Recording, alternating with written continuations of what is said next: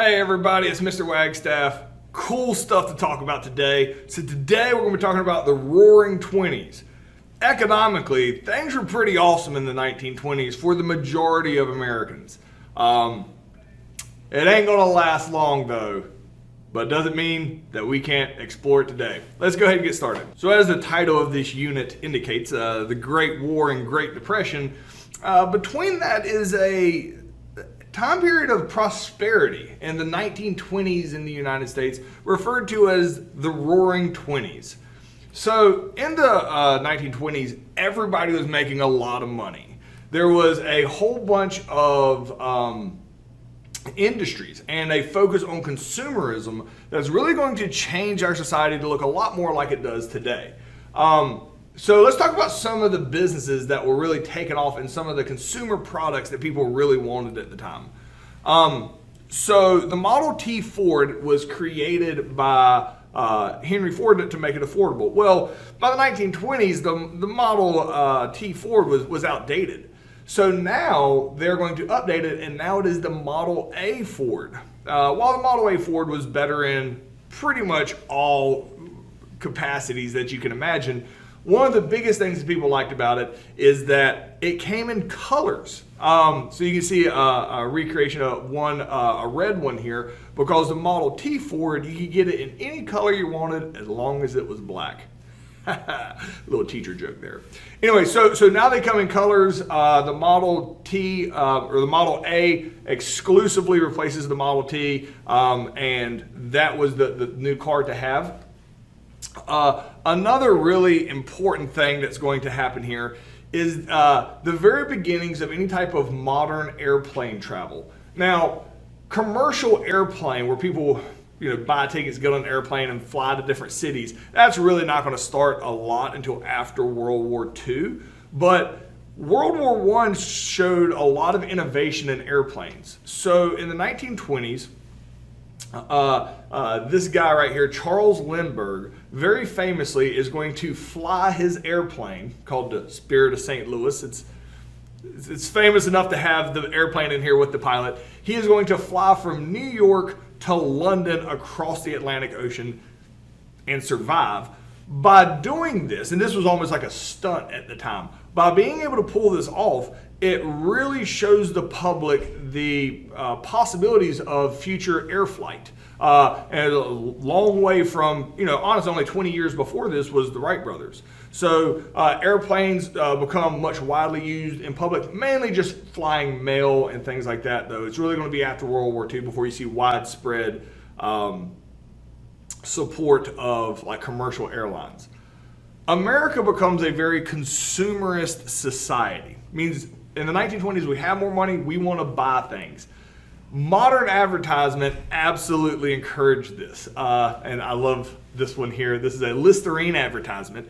And it says, she was beautiful. She was a beautiful girl and talented too. She had the advantages of education and better clothes than most girls of her set. She possessed the culture and poise that travel brings. Yet in the one pursuit that stands foremost in the mind of every girl and woman, marriage, she was a failure. This is basically saying that nobody will love this girl. Like, well, why? Well, as a Listerine advertisement, saying because she got stinky breath.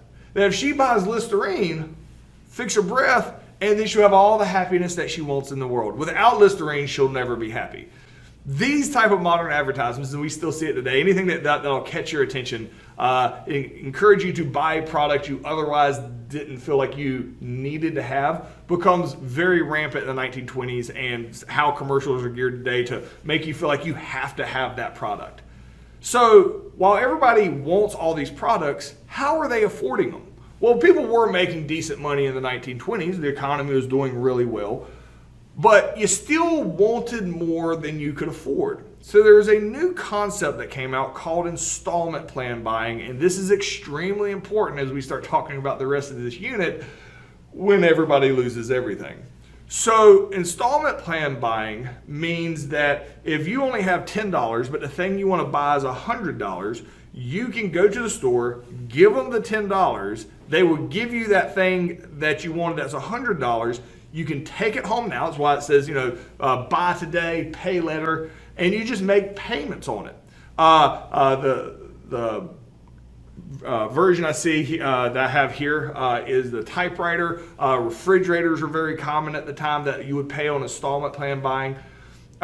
This is great as long as you have a job and can make your payments. It is dangerous, however, because if you buy everything on installment plan buying, and people did, cars, houses, which is just more like a mortgage, furniture, clothes, typewriters, refrigerators, literally all your possessions you're making payments on, that's fine as long as you can make your payments. It is very dangerous, though, with installment plan buying, and the downside of it is if you happen to lose your job, none of the stuff that you've been making payments on do you own. And they can come back and take all that stuff back, and you don't get the money that you've already paid towards it. They'll just sell it to somebody else starting over from $0. So installment plan buying, you don't actually own it until you're done paying it off. But in the 1920s, nobody was concerned because there's plenty of jobs, there's plenty of money, nothing bad can possibly happen. So installment plan buying was a huge part of the culture in the 1920s. So the question here is, how did installment plan buying cause the 1920s to appear to be more prosperous than it really was? And the reason that is because people were judging how prosperous society was with how much stuff people had. People had tons of stuff. However, did they actually own that stuff? And then the second part of the question here is, what is the downside to installment plan buying? So pause me, answer that completely. We're moving on. So this is a more famous or commonly seen picture of the Roaring Twenties. Because the Roaring Twenties, while the economy is doing great, had tons, really for the first time, tons of organized crime. And organized crime in the 1920s almost exclusively revolved around the concept of prohibition. So prohibition means you're prohibiting something. Well, what are they prohibiting? The 18th Amendment had gotten passed in the United States, the only amendment we've ever had that outlawed something or said people couldn't do something. The 18th Amendment bans alcohol in the United States. There's a lot of negative impacts of alcohol on society. They had known this for a long time throughout the 1800s. There's this temperance movement that had pushed throughout the 1800s to try to make alcohol illegal and had gained a lot of support. So like 80% of the country supported making alcohol illegal. So the government passes the 18th Amendment, which says alcohol is officially illegal in the United States. Almost instantaneously, people were like, yay, 18th Amendment, hooray, so glad we got that passed. Let's go have a beer to celebrate. And they're like, you can't do that. Alcohol is illegal. And they're like, what? What moron made that law? Almost immediately after the 18th Amendment, people were very unhappy with the 18th Amendment and want to drink alcohol. So nobody actually stopped drinking alcohol when Prohibition started. They just started doing it illegally. And it became a huge issue in the 1920s because this is now criminal activity. And the police, they had to create this new thing called the Volstead Act to try to help enforce all these new people breaking laws. It was widespread. There's like a whole culture of law breaking that took place with having alcohol illegal. They had these secret bars. They're called speakeasies. And so this is a picture, how much people mocked, the speakeasies. So this is clearly an establishment who claims like, oh, we don't have any alcohol here in compliance with the 18th Amendment, yet they all have their alcohol there with them. So like if the police showed up and saw this, they would all be arrested because in the 1920s, alcohol is illegal. If you're in your mind, you're like, wait a minute, alcohol is illegal in the United States?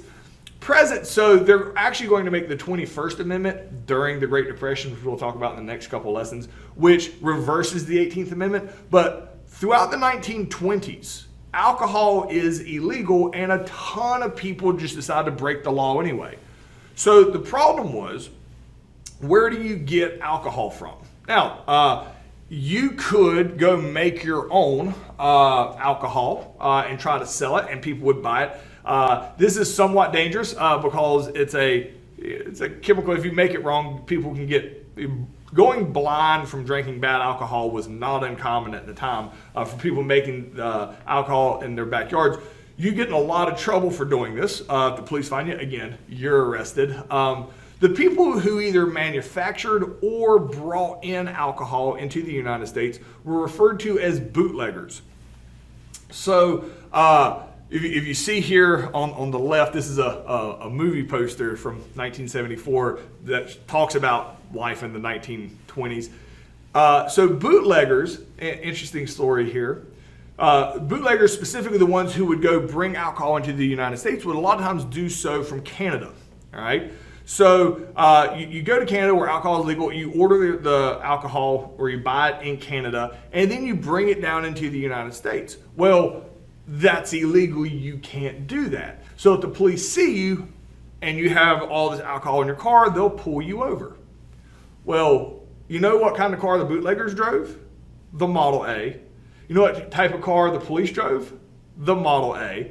The bootleggers knew if they just outran the police, because there were no CBs, there were no radios. If you just outran the police, you got away. So these bootleggers that would have their cars would soup up their cars to be as fast as possible. Doesn't take long that the bootleggers start bragging about who has the fastest bootlegging car, and they start racing. And the origins of NASCAR actually come from bootleggers bringing alcohol in illegally into the United States because they wanted to race. Since they all had the same stock car, which is what NASCAR is, a stock car racing, they wanted to see whose souped up Model A was the fastest. But this was common laws being broken due to the 18th Amendment. Organized crime took off as well. So this is Al Capone.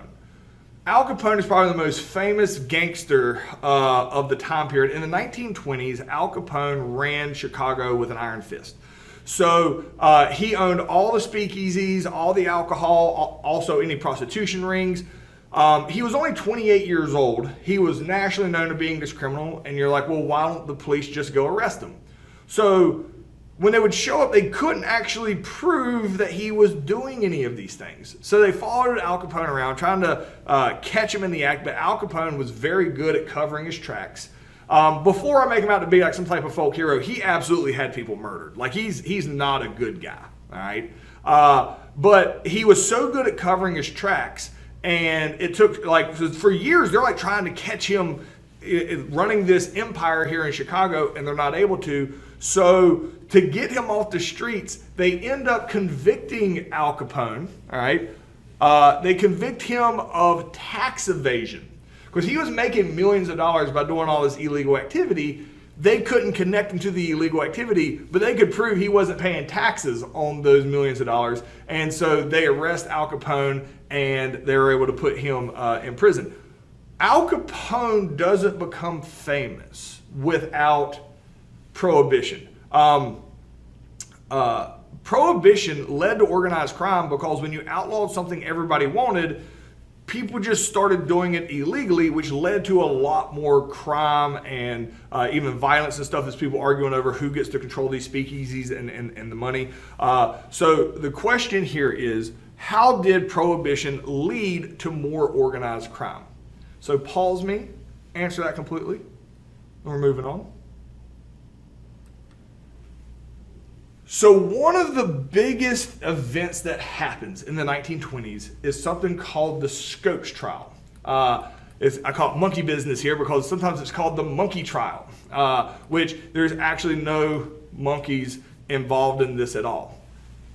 So this court case is very symbolic of how America wants to modernize, moving forward, embracing science and all this other stuff, while also acknowledging the very religious past and origins of the United States because of the Pilgrims and the Puritans who came here and set up some of the first colonies. So the issue becomes, is there's this guy named Charles Darwin. who comes up with this idea of theory of evolution. Evolution is the idea and the theory that humans evolved over time from more primitive creatures. All right, humans didn't evolve from monkeys. Like that's not a thing. It's not like, well, if humans are here, why are chimpanzees still here? Well, chimpanzees evolved over time too. The thing, whatever humans evolved from, don't exist anymore because humans evolved into humans. So whatever we evolved from doesn't exist anymore. That is the theory of evolution. Well, that starts becoming more widely accepted at this time period. However, religious fundamentalist means very strict, devout, literal interpreters of the Bible in Christian religion disagree with Charles Darwin's theory of evolution. They're actually saying they're against evolution because the Bible says that God created Adam and Eve, created the earth and the heavens in 6 days, and then rested on the seventh. That's what the Bible says. So the issue becomes, what do you teach in school? Do you teach evolution, with Charles Darwin's accepted theory of evolution at the time? Or do you teach just creationism, that God created everything in 6 days and rested on the seventh? Well, Tennessee in 1925 passes a law, says it is illegal to teach Charles Darwin's theory of evolution. Meaning you have to teach creationism. If you teach Charles Darwin's theory of evolution, you can be arrested and you'll go to jail. Well, there's a lot of people that think that's like ridiculous. Like, how can you not teach science in science class? So the ACLU, the American Civil Liberties Union, is this group that comes out and they say, hey, we think this law might be bullcrap. If anybody wants to challenge it and you get in trouble, we'll get your back. So this is John T. Scopes. He is a biology teacher, all right, in Dayton, Tennessee. He's like, you know what? I'll be the focal point of this. So he tells his principal, he tells the newspapers, whoever he needs to, that, hey, I'm going to teach evolution. And they're like, you're going to get arrested. And he's like, well, then you'll have to arrest me. So like the day he's going to teach, he stands up in front of class. I imagine there's like the principal and like a police officer's in class. I'm like, don't you do it. And he's like, humans may evolve from a more primitive creature. And he is arrested for teaching evolution. Well, the ACLU, the American Civil Liberties Union, had promised that they were going to support anybody that gets arrested for this, and they're true to their promise. To defend him, the ACLU hires this guy here on the left, Clarence Darrow, as the defense attorney. Clarence Darrow is the best defense attorney in the country at the time. This is big time. Like, oh my gosh. And to defend John T. Scopes because they don't think he should have been arrested for teaching evolution. So the state of Tennessee is like, all right. So they hire the religious expert at the time, William Jennings Bryan, as the prosecutor. This is the Billy Graham of the day. This is the leading fundamentalist religious leader in the country to prosecute John T. Scopes and basically prove that religion is correct and science is wrong. So this turns into a massive trial. People from all over the country travel to this tiny little town of Dayton, Tennessee, in order to hear basically Clarence Darrow and William Jennings Bryan argue with each other over what is right, science or religion. And these are the two experts in their field. So this becomes known as the Scopes trial because John T. Scopes is on trial. So many people show up that on the first day of the trial, the foundation of the courthouse breaks and cracks. So the subsequent days after the first day of the trial, they actually have to move outside in which they carry on this trial. So what this turns into is more, and all the newspapers love it. It is huge. The whole country's captivated because they're like, we're going to find out for once and for all what's right, science or religion. And so William Jennings Bryan and Clarence Darrow, the prosecutor and the defense, basically are the ones who talk to each other the whole time. And they argue back and forth over who's right, science or religion, for days. And they're both very smart. They make solid points on each side. And if you're like, okay, Mr. Wagstaff, so who wins? Nobody proves the other one wrong. There is the theory of evolution and religion. These are both belief systems. You literally cannot prove somebody's belief system wrong. Nothing really happens. After 4 days, they're just like tucking out and they're like, all right, we're done arguing about this. Judge, it's your call on who won. The judge is sitting here like, what have y'all done for 4 days? Who's on trial here? John T. Scopes. What's he in trouble for? For teaching evolution in class. Is that against the law at the time? Yes. They didn't even debate that, and the judge is like, guilty. And it's like a $50 fine, $25 fine. And John T., I think the ACLU pays it for John T. Scopes, and he is allowed to go back teaching like the next day. So even though it was this widespread, captivating court case, the outcome was kind of anticlimactic.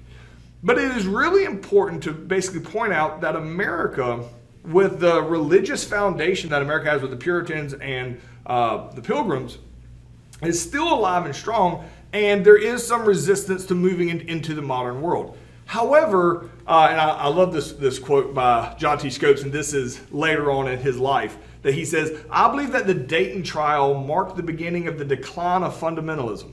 Religion and science may now address one another in an atmosphere of mutual respect and of a common quest for truth. I like to think that the Dayton trial had some part in bringing the birth of this new era. Basically, he's saying because they finally what's right, science or religion, they realized both of those things can coexist simultaneously, and it was probably a good event to have to basically prevent science and religion from, turning into anything violent and protest and things like that. But the question here is, how does the Scopes trial reflect America's desire to move forward as well as America's traditional religious origins? How did the Scopes trial basically symbolize and show both those sections of the United States simultaneously? So pause me, answer that completely. We're moving on. So women during the 1920s gained tons of rights and equality. Hooray, women are equal. Absolutely not what I'm saying. Women are definitely not treated as equals in the 1920s. We are, up to present day, you can make arguments on equality depending on your view of it. Women are still treated second class to men in society, but that gap is closing, very much so in the 1920s. So in World War I, women went to the factories. There's a lot of things that changed because of that. So women, a lot of sexism ended after that because women could prove that they can contribute equally to men. So women start being treated more as equal. Women started making their own money. And a lot of women remained working after World War I because they're like, no, I like having my own money and not being reliant on a man to let me buy things. So a lot of women remain in the workforce and start being more independent by the 1920s. So the 19th Amendment also can't be understated here. Remember, the 18th made alcohol illegal, but the 19th gave women the right to vote.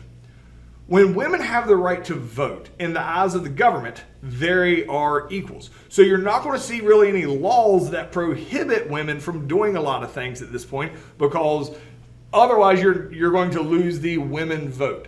So you see a lot more women in society at times. So there's a very distinct style it comes out in the 1920s for women as women get this new, more accepted equality in society. Again, I do not want to pretend like women are treated equal to men in society in the 1920s. That is not the case, but more so than at any time previous in American history. So this is the styles of the 1920s, and an up-to-date trendy woman at the time was called a flapper. They had the short bobbed hair, the buckles on the shoes flapped. That's somehow where the term flapper came from.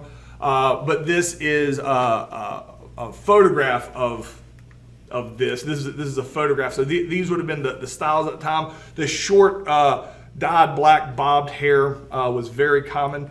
Women working in industries and making their own money was very common. There's less of a double standard. Women had more say-so in marriages. Marriages start being viewed more as an equal partnership than just a subservient role of the wife to the husband.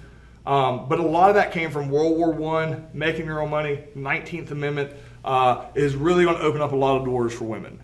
So the question here is, how do you think the 19th Amendment and World War I is connected with the increased rights of women during the 1920s? So pause me, answer that completely. We're moving on. All right, so this is the Harlem Renaissance. This should be its own class, all right? But I can't ignore it because it's so massively important, but I can't do it justice, so I acknowledge when I'm coming in here at the end of just a lesson to talk about it, it doesn't do it justice. So Harlem is a section of New York City.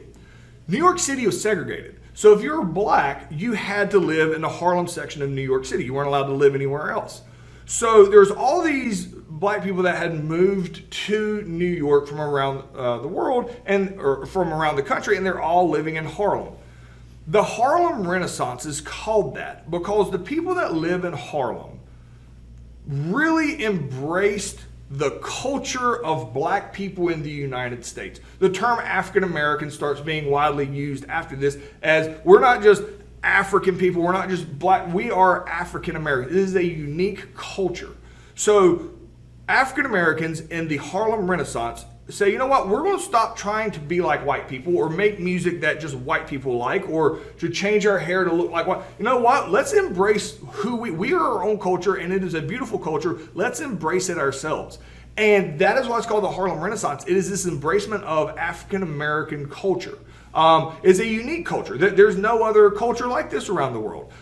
This culture doesn't exist in Africa. It doesn't exist in white communities. It is a unique African American, black people in America experience, and it's a unique culture. And the Harlem Renaissance is an embracement of African American culture, intellect, skills, and entertainment.